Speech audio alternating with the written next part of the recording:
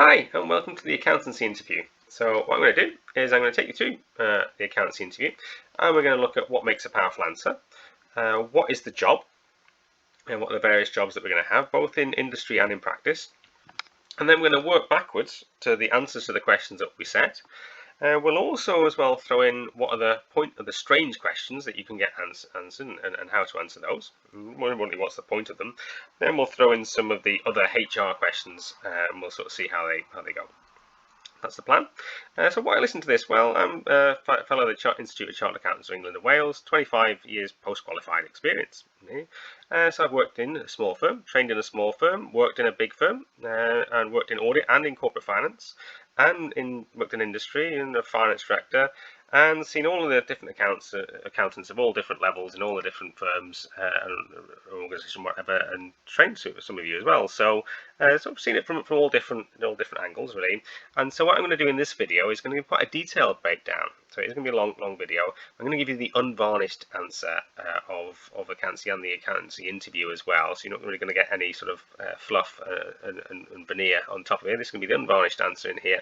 But also, I love accountancy, so this is going to be a very sort of an accountant who loves accountancy. I'm just going to explain to you why this is a great industry to be in and what the questions are all about. So that's the point of this sort of thing.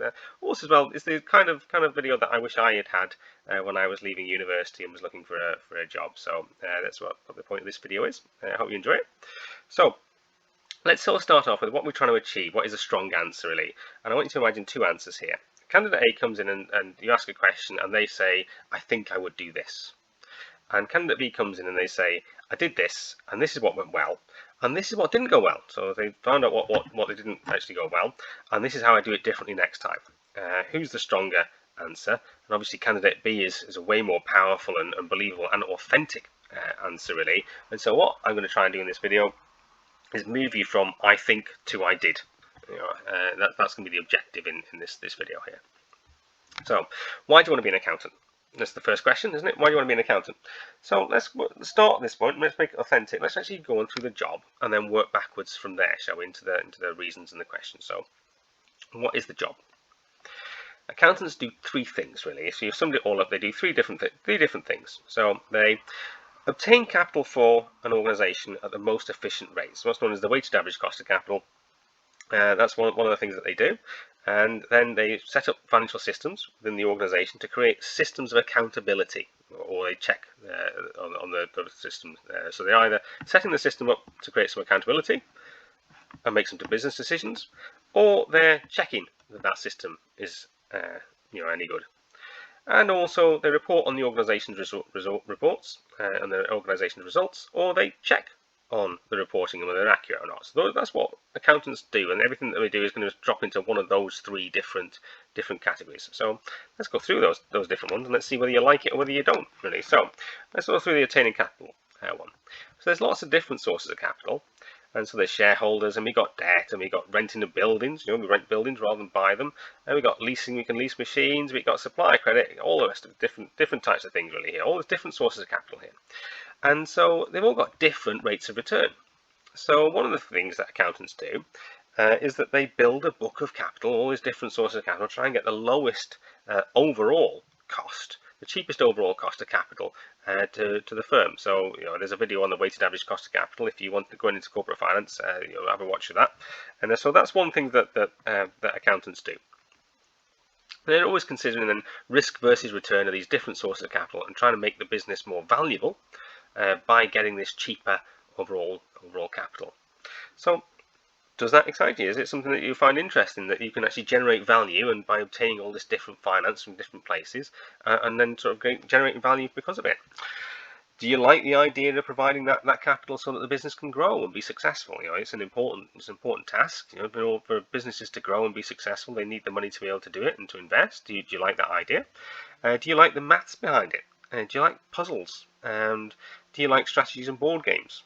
Do you like sort of Risk or Civilization or Monopoly or whatever it is that you play? Do you like that kind of thing? Because there's a lot of risk and return going on, and it's a lot of strategy and playing puzzles. If you like all of that, you like the corporate finance part of accountancy, or you like being the finance director.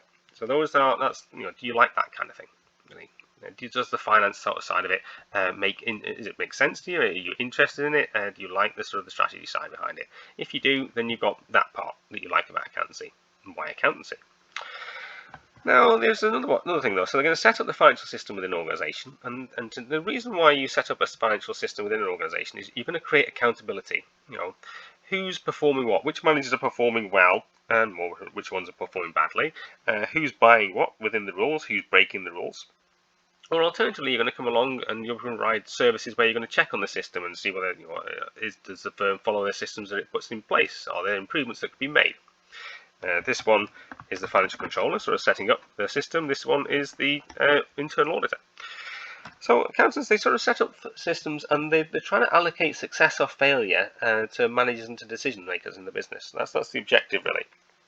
And what we're trying to do really is we're trying to get past the office charmers and so those people who just are very loud to actually who is really driving this business forward and who isn't in there. And so we're trying to get into ourselves to a position where we start to make cold, rational decisions about what we do and how we're successful, and beyond the sort of the general office noise that goes on, and particularly the sort of the charmers in there. If you like the idea of that and communicating the cost and income drivers of the business and setting the strategy and how things are going to move forward and what we're going to do and the accountability and organising it and saying well done to the people who've done well. Similarly as well, highlighting to the CEO that their favourite is not necessarily any good as a manager, then that and the operations director, the financial controller, is for you, and that's an interesting sort of thing. Or alternatively, if you like sort of checking that kind of system again, we're back to internal audit. So if you like that, if you like to actually be a bit of a detective as well, and you're going to sort of check out things, and you like to sort of check through things and see what's happening and improving, then auditing is for you. So it's very sort of auditing is a very detective kind of approach. Also, if you really don't like the office charmer, in the one, or in the words of Jay-Z, the type, the one that is loud as a motorbike and wouldn't bust a break in a fruit fight. If you don't like that person, then definitely accountancy is for you, because you can try and sort of set up your systems to make sure that this charmer finds and gets their comeuppance. Everybody loves a chicken that comes home to roost. So, if you also then what they do is we report on the organisation's results. We check the reporting sort of side of things as well. So, owners and lenders to the business, they need to know how the organisation's doing. And so we're going to communicate that via the financial results, the financial reports that we have in there. And that method's standardised across the world, really, and international accounting standards, and some countries have their own one there. So we're either preparing results or we're checking that those results are right, really. So if you like organisation and being neat, and you like some Sudoku puzzles and that kind of thing, really, you like to find errors in numbers and you like to check things, then accountancy and audit's for you. So, answer number one then to why being an accountant. Well, there's a wide range of disciplines in there. What part in your character and those various bits draws you into accountancy? Which bits do you like, really? There's also as well, because you've got that wide range of disciplines, lots of things to get involved in, lots of ways to develop your career, and it's very interesting. If you work at it, you can sort of end up running the place, which is good as well. So that's why an accountant. Have a good think about that one. Make that answer authentic to you now that you know what accountants do. So. Second bit, accountants study a lot. So accountants, they undertake a lot of intensive training. The sort of professional accountancy that you undertake really is a master's degree in business administration, really. So they undertake a lot of intensive training, plus all the accountancy stuff added on. It keeps going after you qualify as well. So once you've qualified as well, it doesn't sort of end. You don't breathe a big sigh of relief. You keep training away, and that's why they're so valuable. So they are valuable because they do a lot of training to a very high standard. So, are you determined? Will you hack it? Can you keep going with all this training? Do you enjoy learning new things? Do you find it interesting finding out something that you don't know or don't already know? And do things not get you down? So will you keep going in there? So that sort of determined sort of side of it. If so, you're going to be able to hack the study side of it, which is one thing that they're going to search for in the interview, and you're trying to get across the idea that you really like that, and that's something that doesn't get you down, and actually it's a positive sort of side of it. So work out how to build your answer around that kind of idea of a lot of training, which you really like. You like learning new things; it's very valuable, and you really like the whole business side and learning about it. So, what is it about the training that's offered that you like? That's the question, in terms of why accountant. What is it about the training that you're going to get? So we got what you actually do, things that are in your character that draw you to it, and you like the training as well. So what is it about that training that you like? In terms of learning new things, sort of wide ranging, and it's a valuable qualification. So we've got that whole kind of thing that we're trying to get over and trying to sort of tell our interviewer. Okay, let's now get into the next bit. Accountancy is a service business. So in practice, so that's a firm of accountants offering accountancy services, we have clients. In industry, we're in a finance office, and we have sort of all of our colleagues and the business partners and service users and our board members as well. So we've got a lot of people that we're servicing basically. So we've got a question about attitude now, and this is the next bit that we need to try and get over in the interview. What is your attitude like? Nobody wants to work with somebody who is miserable, so be happy. No, definitely don't be miserable. Nobody wants to work somebody on a bit of a power trip. If you're the kind of person that likes to crush somebody else with their force of their argument, this is not the place for you. You need to stop that, and you need to change very rapidly. Nobody wants to work with that person at all. And nobody wants to work with somebody who's lazy either. So you've got to actually be a hard worker as well. So if you're upbeat person, gets on with people, likes the idea of working in an organisation, and where those skills are really important, then accountancy's for you. If you like hard work, and when you finish your work, if you ask the question, what happens when you finish your work, you ask for some more work. So you like that. So, but that's not really the stereotype of accountants, is it? People sort of say accountants are miserable, and they're always saying no. And that's a total stereotype, which is a load of nonsense, really. Absolutely not. Firstly, an accountant that's miserable is upsetting the client, and colleagues wouldn't come to them for advice. So absolutely not. It's certainly not miserable at all, really.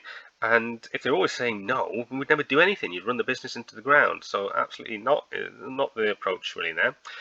Okay, well, but if you're too nice, you get walked all over. Well, the important thing for accountants is that they're trained to be professional and professionally skeptical at all times. So that's what we're going on there. So you're going to be professional, and you're going to be happy, and you're going to be smiling, whatever. But clearly, things are what they are. Results, whether the results are right or wrong. How do you then get across that point without upsetting everybody?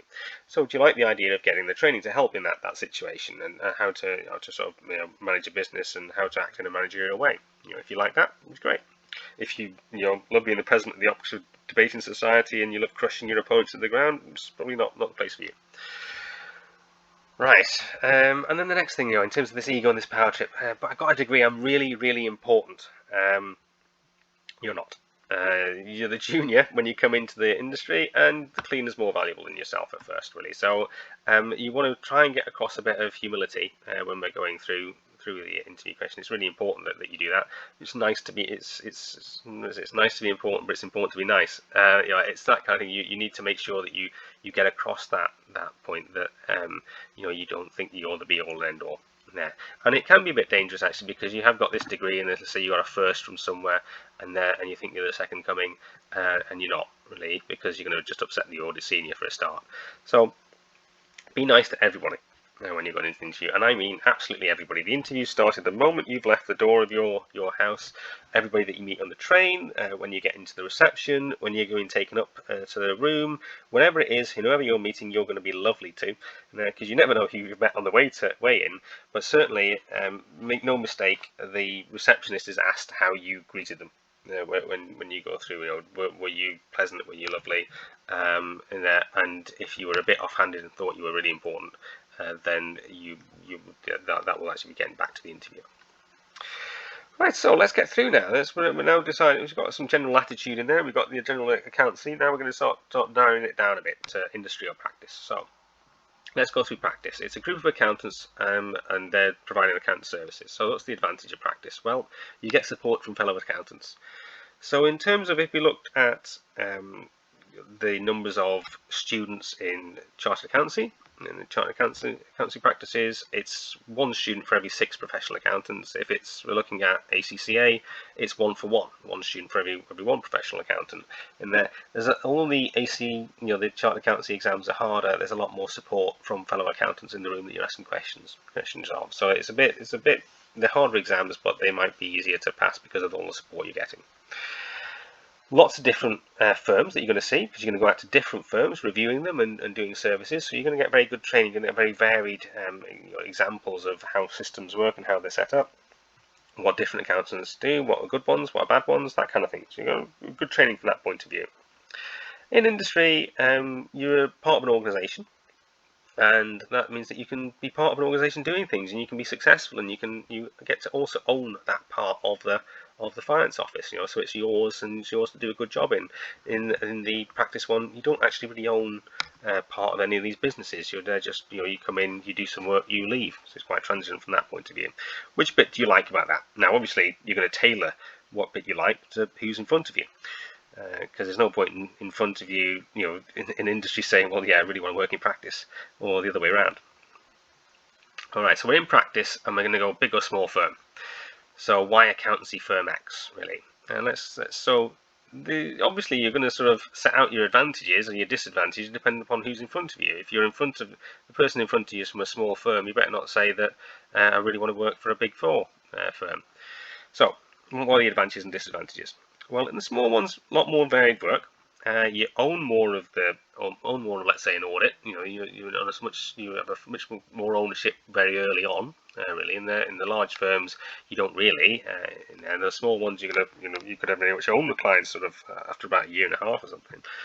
So much better understanding of the accounting systems. You're going to see a lot more of that sort of double entry bookkeeping going on, much more service based as well, really, than the big four firms. Just giving you understand reality of how it is, really, because they're smaller. They are their fees are lower as well. You're being paid less as well, to be frank. There's more time that's available to be able to do it, and you're going to work with smaller clients, so you're going to be offering more service and that kind of thing. That's really the advantage of a small firm. Is it a better training ground for trainee accountants? If you're going to if you're in front of a person who's interviewing you for a small firm, you can say that. Obviously, don't say it if you're in front of a big four firm. So a large one, right? Okay, so a large firm. Honestly, you want to say, there's a lot of more money you're getting paid. Really, we've got to avoid that answer. So let's find out a different answer that we can use here. Let's go for a large firm then. Well, we've got lots of trainees, haven't we? Lots of trainees in this large firm. So you've got lots of colleagues, and you're going to lots of support from each other, and you can all work together. So that would be an advantage, really. The firms are a lot wide ranging. They've got a lot of different opportunities, lots of different departments, bigger clients, which are going to have a lot more sort of special work and services and whatever. So you're going to be able to sort of have those opportunities, and also more opportunities for progression. You're already in the big four firms, so if you want to get eventually to corporate finance, then it's a bit of an easier jump to get from audit to corporate finance when you're in the big firm and you've got your foot through the door, than to go from the small one to the corporate finance one. Then that was what I actually did, but I had to be apprised when I had to do it. So you're working with larger, well-known companies. You see more advanced systems. And you've got that access to special work, and you've got also as well things that you can end up going around the world and that kind of stuff. So you have that advantages of the larger firm. Not necessarily advantages that are about making you a really effective and efficient accountant, but we're trying to find what the reasons for the large firm are, apart from just the money. So you can tailor your questions now according to the different sizes of the organisation that we're in. So now we're looking to, let's have a look on an industry, and let's sort of break down an office. So we've had some professional accountancy going on there, but let's now get down into some of the ones. So, are you determined? So the debtors clerk has to be very determined. So I tend to put my most determined person as being the debtors clerk, and they go and chase the debts for me. People that won't take no for an answer, people who will chase up the debts, and there you can't be a wallflower being the debtors clerk. If you are a wallflower, you probably don't want to be the debtors clerk. Are you very meticulous? In terms of, do you process things accurately? Well, then you're the purchase ledger clerk, really, and they're very good. Do you really like double entry bookkeeping? Are you good at accountancy? In terms of, you are good. Did you score really highly on, let's say, advanced bookkeeping? Then you'll be good at the cash book, and the bank rec that goes with it. And so the most conscientious, non-qualified, non-professional accountant will be doing the cash book. Your training management. Do you like preparing the management accounts and the devolved budgets that we're going to send out to all of our managers? That's the training management accountant often, really. Or the financial controller can be doing that as well. do you like setting up your systems and what have you? The financial controller tends to sort of set up and enforce the rules, really. They organise the codes to assign the budget accountability. And as we said earlier, the finance director is obtaining the capital, setting the financial the sort of the strategy. Often actually ends up being the operations director as well. So they sort of drive the operations of the business as well. So there's a lot of crossover with the CEO for the finance director, and they can often drop into each other's roles, really. A lot of finance directors end up being the CEO, or they end up being the operations director, mainly because of the way in which they're trained. So we've done that, and we've got some. I think we've got some good answers now, probably for why accountancy and why this post. Yeah, so you can make those up beforehand, really, in terms of what we're doing, and we're always going to go back to different accountancy skills. Now we're going to start with some tricky questions. Now these are the things that are going to come in from absolute left field, and you're going to think, what on earth is this about? So, what is the point of tricky questions? Well, accountants have to be balanced, and as I said before as well, we're also in a service industry, so you might get a tricky question designed to see if you're going to jump to an imbalanced and potentially offensive position. Okay, so let's ask some questions then. So what's your view on the contribution that religion can make to society? And an imbalanced answer might be, well, religion seems to cause more deaths than it solves. Don't believe in it. I'm an atheist. End of. Okay, and that could be quite offensive if if the other person is a believer. In there, it could also be seen as quite rude in there. So you need to sort of avoid this kind of imbalanced answer, and so you might just have upset half the population and can't be taken anywhere. So, what do you think the monarchy? Do you think the monarchy has a place in modern society? And so, we're going to try and get some kind of balanced answer going in here. So let's try this one. There's a balanced answer because it is a bit of a tricky one. You could say, well, it seems a bit odd that there's this one family and they're born into this privilege in there, but on the other hand, seems to do well for tourism, and probably the government has got a lot more on its hands than trying to move to a sort of a republic. How did we get on the fence there, really? And that's really what we're after. You want to know, are you a Brexiteer or a Remainer? Now, if you wanted to give the perfect answer of the Brexiteer or Remainer, theoretically the Remainers are right. That it's it produces a lower risk position, therefore the discount factor is lower and the value of the economy is higher, and that's why Remainers or how the sort of economy grows higher under the Remainer position. If you're a Brexiteer, they can say, well, the EU is overly bureaucratic, so people don't like it. So it is a bit 50-50 really. And at the end, what do you think? It's almost like, turn it around. I think they'll then turn around and say, well, I think you'll find it's me asking you the questions. But, you'd have to smile at that point, wouldn't you, really? But you've answered a good question, good answer to it. So let's try some modern ones and let's see what we go. You could think, what do you think of Black Lives Matter? That would be good. Are you woke? Do you think there's a culture war in Britain? Is Scottish football really football? So these are all questions that could offend if you jumped to the view that wasn't the client's view. And so really, in an office situation, you'd keep your mouth shut in there. But if you're really forced to give an answer, you'd sort of find a balanced and inoffensive answer, really. So let's go for Black Lives Matter. It's going to be people want to feel heard and feel included. They feel upset when they're not really, but then other people just want to get on with their lives. Perhaps it's a bit too aggressive, and then you sort of, if politics wasn't so confrontational, social media wasn't confrontational, perhaps it would sort of get greater traction. So it's that kind of thing. Really, generally, people are nice. Don't really like all this sort of aggression, really, and that's your general position on life as an accountant. So, what's the point, really? We've got to give an answer, and you really need to try and get on the fence. So, in life, we've always been told to get off the fence and pick a side and fight for whatever the cause is there. No, as an accountant, you're going to get on that fence, and you're going to try and find the fence again. And if you're forced to give an answer, you're going to go, on balance, it's close, but I think, and then you're going to drop for something. As long as the answer to the Remainer and Brexiteer one isn't, well, come on, we spent 100 years of fighting the French, but that time we got out of that kind of stuff. It's not a good plan to bring in the Battle of Waterloo. So, what is the point of the tricky questions? And the tricky questions is actually to see if you'll offend clients or your co-workers or whatever. That's the point of the tricky questions, really. And we're trying to see whether you're not too opinionated, really. And the problem with that is difficult, actually, nowadays, because the world's full of aggressive politicians. They're all at each other's throats, and they take totally nonsensical positions. You can't believe how they sort of talk to each other. Wouldn't be acceptable in their workplace. And there's lots of social media keyboard warriors as well. So this can be something new for people, and especially if you were the president of the Oxford Debating Society and you're used to crushing your opponents with your witty repartee, this is something you're going to have to change, really. So that's something which we're trying to try and get. So we've got through the why is accountancy, and we've got why this firm in there. We've now fired a tricky question in there to see whether you're balanced. Not we're balanced in there. We're now going to get into the HR questions. Now I call these HR questions because if I'm being honest with you, I think we've done the questions that make good accountants, the questions that I would, as an audit senior, wanted to be asked, so that I was given a good audit junior. And we're now getting into questions which I'm there going, oh, bloody nonsense. But HR are going to ask them anyway, and that's that. So the last thing's like, when have you led a team? And I've got to be honest with you, from my point of view, I wanted to just say, come on, are you joking? I've just spent 3 years at university and 2 years of doing the A-levels. What team are you on about? I'm not Shackleton going to the South Pole. It's bloody nonsense.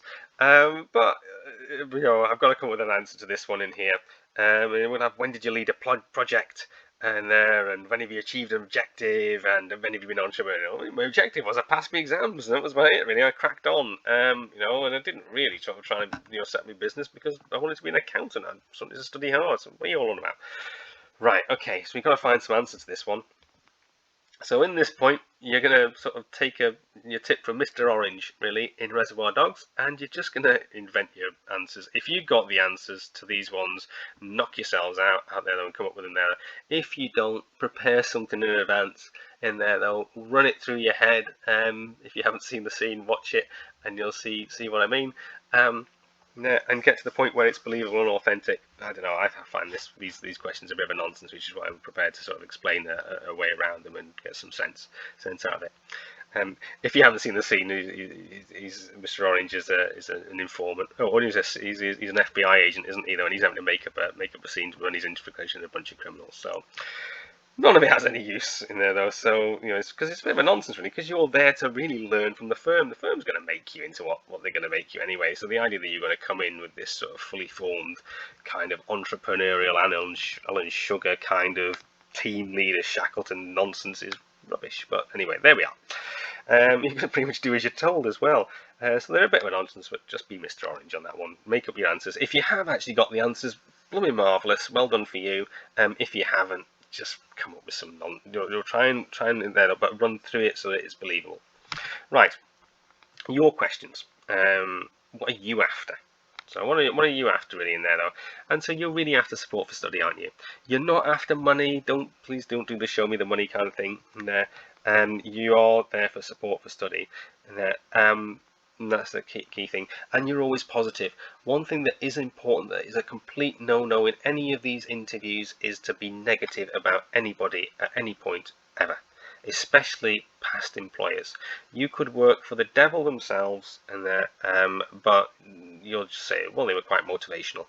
There's nothing you say nothing negative about anybody, and the reason why is two things. Again, coming back, nobody wants to look at the misery guts, and the other thing is if you complain about somebody to them, then you'll complain about them to somebody else. So that's what that bit is about. So you have to support for study and always be positive. The type of work that they undertake, what do they do? Now, they should have probably introduced that at the start instead of what they are, but you could ask a little bit more about themselves in terms of their clients and what do they do and what type of work do they do and what type of work would the job involve and that kind of thing. That would be good if they haven't already volunteered it. If they have, then explain, it's great. You've actually told me all what it is I'm after, so I don't really need to ask the question. Now, there are some intern opportunities in firms, so if you can ask about those, you might be able to ask about those if it was relevant in there. You might be actually asking for a full job here, but there might be other ones where you're just going on to a firm and asking if you've got any summer intern opportunities. What will help then? So this interview has helped you to talk the talk. This sort of video has helped you to talk the talk. But there is also a bit about walking the walk as well, really. And so you want to sort of help yourself out a bit, really, here. So have you done any accounting in your studies? Now I went and did an accountancy A level after university, so I was doing some accountancy in my studies. I think that's what changed things for me, a lot of it. Have you done any internships? Have you spoken to any accountants? Spoken to one now. I spoke to any accountants about the industry, and okay, so that's to help yourself with those things. Now, another one. I'm not from a posh background. Our accountants middle class and from posh backgrounds, but I'm not. So you may as well own that. I think that was one of the things that I didn't really know about there. So, can't be honest with you. What would I really have liked to have said to the answer, which was, "What do you think the role of the Christian Church has in playing in improving society?" Which was actually asked me as a question in the milk round. I would have said, being honest, for council state, not really had much of an interaction there with the church, or any account that could tell me what that answer's supposed to be. But I'll work really hard for you. Would have loved to see what the answer to that question, or what the response would have been to that thing there. Probably would have been a bit more authentic, if I'm being honest, than the answer that I gave, which was, I don't think so. So your background, any background can be used to advantage as long as you're authentic and you own it. And if you use those things like you're humble and you're personable and you're hardworking and you're determined, doesn't really matter on your background in there. You can use this sort of thing to sort of say, well, actually, I'm not really got much experience of that, and so it sounds lovely, but I'm not sure. So, in summary, then, let's have a think. How are you going to make this sort of work then for yourself? Well, I want you to imagine that you're a professional accountant in 10 years' time. What would you go back and tell yourself about why this was a great move for you? Why was that firm great in your development? How you were a really positive and upbeat person everybody liked because you were just nice and you were humble and lovely. It wasn't that you were like totally amazing and everybody thought you were fantastic because of the amazing shining personality. You were just nice person. How the exams were tough, but you were really determined and you loved the sense of achievement at the end. And if that's not you, is this the right job for you? First thing, don't be miserable in any job that you do, but you can also got the opportunity to change and become that person. So that's about half an hour of talking through the interview. Go back and rewind and twiddle around with it. Leave some comments in the comments if you want me to answer those ones. Hope this was helpful in terms of preparing you for your accountancy interview. See you in the next video. Bye.